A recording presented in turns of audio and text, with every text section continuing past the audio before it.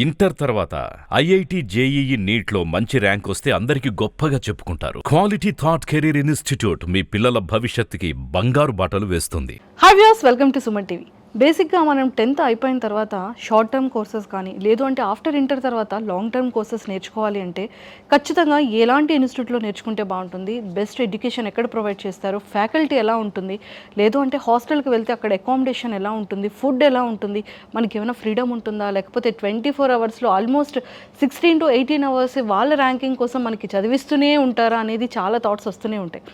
But అలా కాకుండా the best ఎడ్యుకేషన్ని, best ఫ్యాకల్టీని, అన్నిటికన్నా ముఖ్యంగా అకామిడేషన్, హాస్టల్, ఫుడ్ ఇవన్నీ సూపర్గా ప్రొవైడ్ చేస్తూ ది టాప్స్ ర్యాంక్స్లోకి సక్సెస్ఫుల్గా వెళ్ళాలి అనుకుంటే సో మనం ఖచ్చితంగా గూగుల్లో సెర్చ్ చేస్తాం ఎలాంటి ఇన్స్టిట్యూట్ అయితే బాగుంటుంది అని, పేరెంట్స్ కానీ స్టూడెంట్స్ కానీ.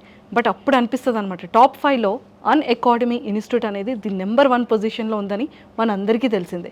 అండ్ అలానే వీళ్ళు ఏం చేస్తున్నారంటే క్వాలిటీ థాట్స్ వాళ్ళతోని అసోసియేట్ అయ్యి ది బెస్ట్ ఎడ్యుకేషన్ని అండ్ ఫ్యాకల్టీని కూడా ప్రొవైడ్ చేస్తున్నారు. సో మరి డైరెక్టర్ ప్రభాకర్ గారితో మాట్లాడి చాలా విషయాలు తెలుసుకుందాం. Hello sir. నమస్తే అండి, మంజూషా గారు. నమస్తే సార్, ఎలా ఉన్నారు?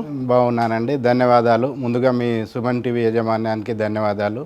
ఇంకో 2 నెలల్లో 10th క్లాస్ ఎగ్జామ్స్ పూర్తి చేసుకోబోయే విద్యార్థులకి మరియు వాళ్ళ తల్లిదండ్రులకి అన్అకాడమీ తరఫు నుంచి ధన్యవాదాలు తెలియజేస్తున్నాను. సో ముందుగా విద్యార్థులకు 10th క్లాస్ పూర్తి అవ్వగానే హైదరాబాదులో ఉన్నటువంటి అన్ని కాలేజీల్లో ప్రతి కళాశాల నుంచి కూడా కాల్స్ కానీ లేదా వాళ్ళ వైపు నుంచి కానీ ఆఫర్లు కానీ రావడం జరుగుతుంది.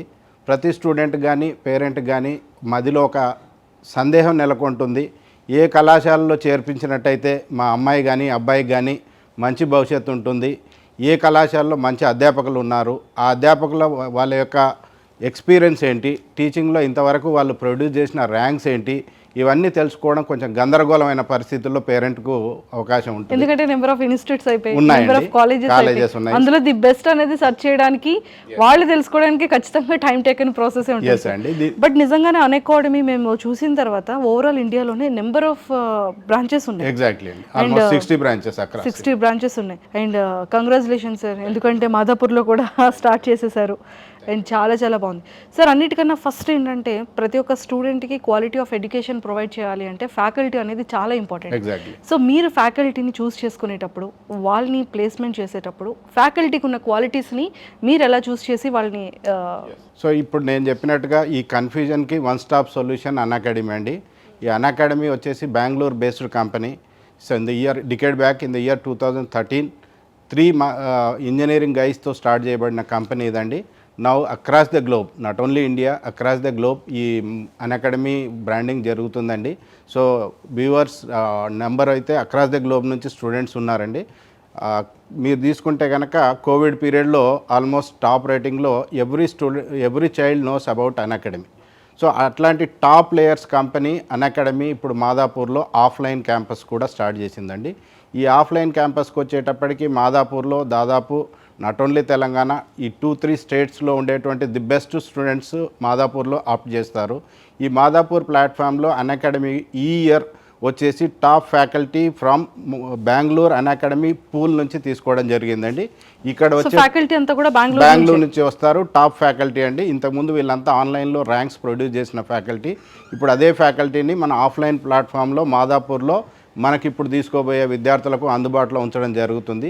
సో ఇది ఒక మంచి సువర్ణ అవకాశం కింద నేను విద్యార్థులకు కానీ తల్లిదండ్రులకు కానీ చెప్పాలనుకుంటున్నాను.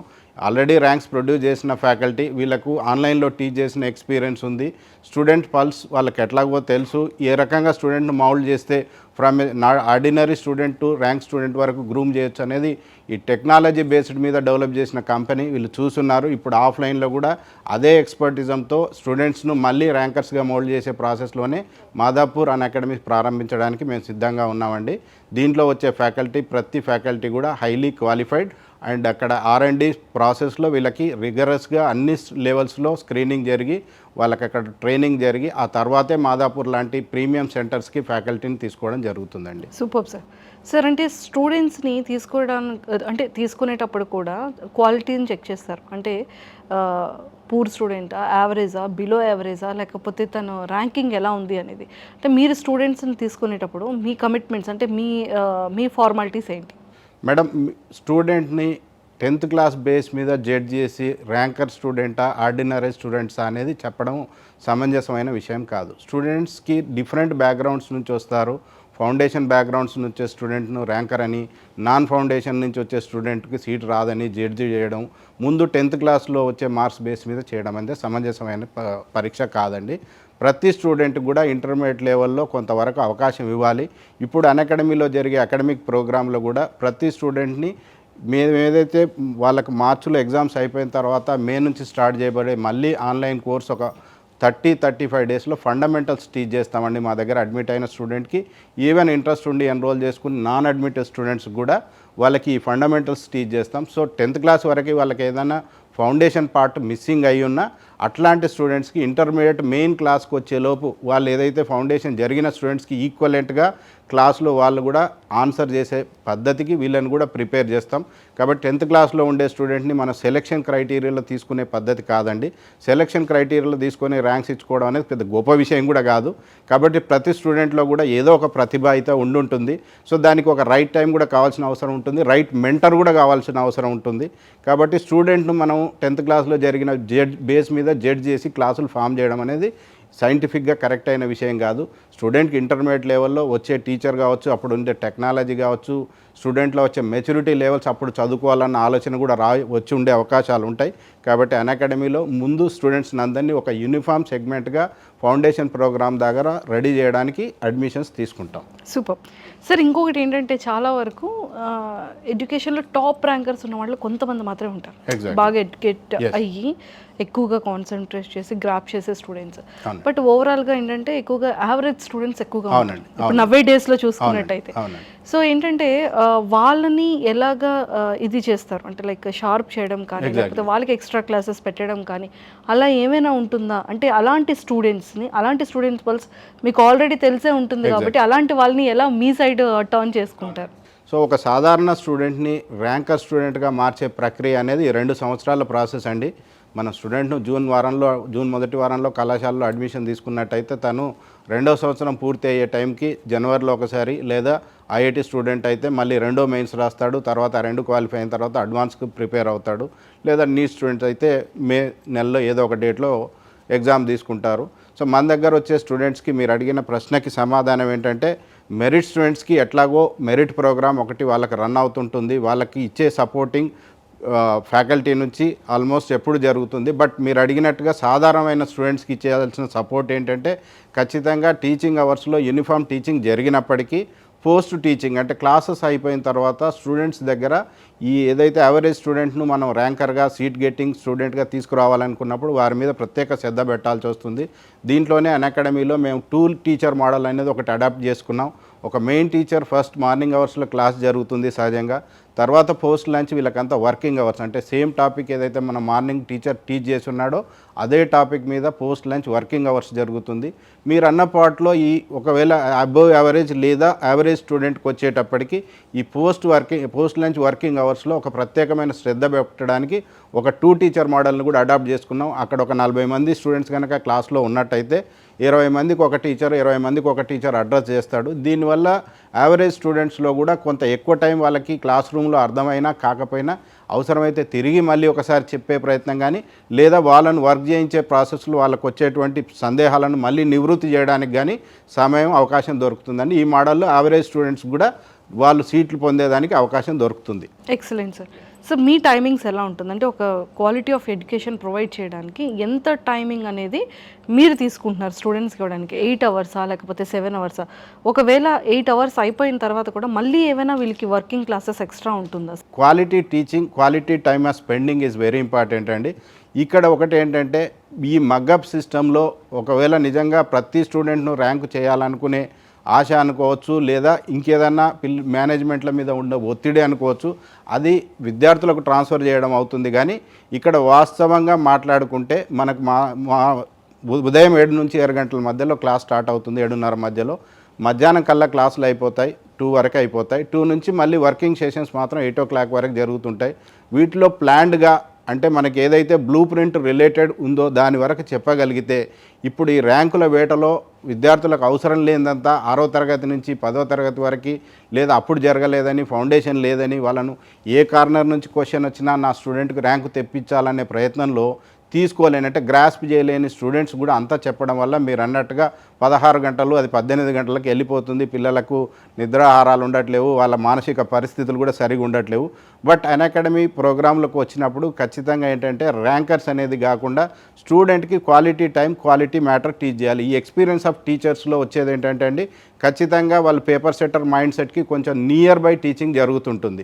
అంటే మాకేదో ర్యాంక్ రావాలని చెప్పి ఉన్న బుక్స్ అన్నీ 4 రకాల ఆథర్ల బుక్స్ తీసుకొచ్చి మొత్తం స్టూడెంట్కి చెప్పాలనుకోవడం ఇంటెన్షన్ కాదు ఇక్కడ. టు ది పాయింట్ వాళ్ళకి డిస్కషన్ చేసి పేపర్లో ప్రీవియస్ క్వశ్చన్స్ ఏమొస్తున్నాయి, పేపర్ సెట్టర్ మైండ్ సెట్ ఏముంది దానికి దగ్గరగా టీచ్ చేసి స్టూడెంట్ను ర్యాంకరా లేదా సీట్ గెట్టింగ్ వరకు తీసుకెళ్లేదానికే మన దగ్గర జరుగుతుందండి ప్రోగ్రామ్. సార్ అంటే ఇలా ఉంటుండగా మీరు హాస్టల్ని కూడా ప్రొవైడ్ చేస్తారు, అకామిడేషన్. సో అక్కడ వాళ్ళకి ఎలాంటి ఫెసిలిటీస్ని మీరు ప్రొవైడ్ చేస్తున్నారు, మీ ఫుడ్ క్వాలిటీ కానీ? అంటే చాలా మందికి ఏంటంటే పిల్లలకి ఎడ్యుకేషన్ అంటే ఈ 10th ఇంటర్మీడియట్ పిల్లలందరూ కూడా ఈవినింగ్ స్నాక్స్ కానీ ఫుడ్లోని మంచూరియన్స్ కానీ నూడిల్స్ కానీ ఇలాంటి కొన్ని లైక్ చేస్తూ ఉంటారు. బట్ యాజ్ ఏ అంటే ఫ్యాకల్టీగా యాజ్ ఏ డైరెక్టర్గా పిల్లల్ని మీరు అంటే ఏ విధంగా ప్యాంపరింగ్ చేస్తారు? మంచి ప్రశ్న అండి. ఇప్పుడు మనకి చాలామంది పిల్లలు 10th క్లాస్ వరకు వాళ్ళ ఇళ్ళల్లో చాలా గారాభంగా పెరగటం, వాళ్ళకి నచ్చింది తినటం, వాళ్ళకి నచ్చిన విధానంలో ఉండటం జరుగుతుంది. సడన్గా ఒక ట్రాన్స్ఫర్మేషన్ 10th క్లాస్ ఎగ్జామ్ అయిపోతానే నగరాలకు రావటం, పర్టికులర్గా హైదరాబాద్ లాంటి క్యాపిటల్ సిటీస్కి మూవ్ అవటం, ఆ కాస్మో కల్చర్కి అలవాటు పడడం కొంత ఇబ్బందికరమైన విషయం. మీరు అడుగుతున్నది నిజమే. సో దీంట్లో అన్అకాడమీలో ఏంటంటే మన దాంట్లో one of the director doctor కూడా, తను ఒక పీడియాట్రిషియన్ డాక్టర్ ఉన్నారు. సో వీళ్ళతో అంటే నా పార్ట్నర్గా తను ఉన్నారు. మేము దీంట్లో ముందుగా మీరు అన్న ప్రశ్నకి మేము సమాధానం రెడీగా చేసుకున్నాం. ఫుడ్ మెనూ కూడా ఇన్ అడ్వాన్స్ రిలీజ్ చేస్తున్నాం. అకాడమిక్ క్యాలెండర్ ఏ రకంగా అయితే మెనూ ఫుడ్ మెనూ ఈ 1 year అడ్వాన్స్గా రిలీజ్ చేస్తున్నాం. సీజనల్గా it may change 1 or 2, but టోటల్గా ఇయర్ ఫుడ్ మెనూ కూడా రిలీజ్ చేస్తున్నాం. మీరు అడగవచ్చు సార్ మరి అవన్నీ దొరుకుతాయి అంటే కొన్ని సందర్భాల్లో ఎక్కడైనా 1-2 సీజనల్గా ఏదైనా ఇష్యూస్ వచ్చినప్పుడు మారుతాయి, కానీ మోర్ ఆర్ లెస్ అదే కంటిన్యూ అవుతుంది. మీరు అడిగిన ప్రశ్నలోనే నా సమాధానం ఏంటంటే పిల్లలకి ర్యాంకులతో పాటు సీట్లతో పాటు వాళ్ళకు శారీరక దృఢత్వం కానీ మానసిక దృఢత్వం కానీ చాలా ముఖ్యమైన విషయం. ఒక్క చదువులతోనే జీవితం అంతా సరిపోదు. సో వాళ్ళకు మనుషులు శారీరకంగా ఎదగాలి, మానసికంగా ఎదగాలి, ఒత్తిడులను తట్టుకోగలగాలి. రేపు ఉద్యోగంలో వెళ్ళినప్పుడు ఆ ఉద్యోగ సంస్థలో వచ్చేటువంటి ఒడిదుడుకులను కూడా తట్టుకొని సమాజంలో ఒక పర్ఫెక్ట్ స్ట్రాంగ్గా నిలబడగలగాలి అంటే ఇంటర్మీడియట్ నుంచే వాళ్ళకు ఒక మంచి ఫుడ్తో పాటు వాళ్ళకి మెంటల్గా ఏదైనా స్ట్రాంగ్గా చేయాలనుకుంటే అన్అకాడమీలో యోగా క్లాసెస్ కూడా పెట్టామండి, ఫస్ట్ ఆఫ్ ఇట్స్ కైండ్. మీకు కంప్లీట్ పేరెంట్ విజిట్ చేస్తే కనుక వీ కెన్ అంటే మా యోగా హాల్ కూడా దాదాపు 200 అకామిడేట్ చేసే యోగా హాల్ కూడా ఉందండి. సో స్టూడెంట్స్కి ఆ యోగా క్లాసెస్ కూడా మా దగ్గర జరుగుతాయి.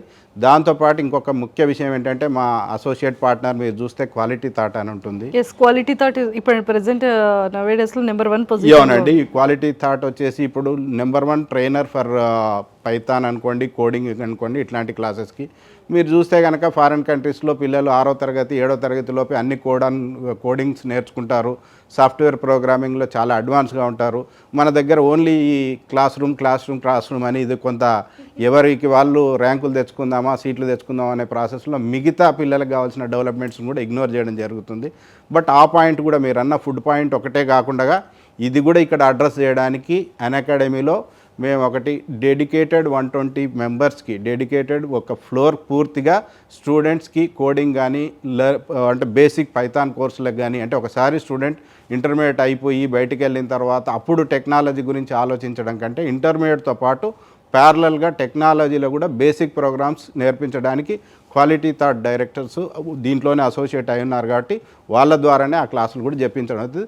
I think is is the first and best facility in Hyderabad. Super sir. అంటే అన్నిటికన్నా ముఖ్యంగా ఏంటంటే ఇలాంటి ఎడ్యుకేషన్ ప్రొవైడ్ చేసేటప్పుడు ర్యాంకింగ్ కోసం కానీ కాంపిటేటివ్ ఎగ్జామ్స్ ఇలాంటి వీటన్నిటికీ కొంచెం మారల్గా అప్పుడప్పుడు క్లాసెస్ కూడా ప్రొవైడ్ చేస్తూ ఉంటారు.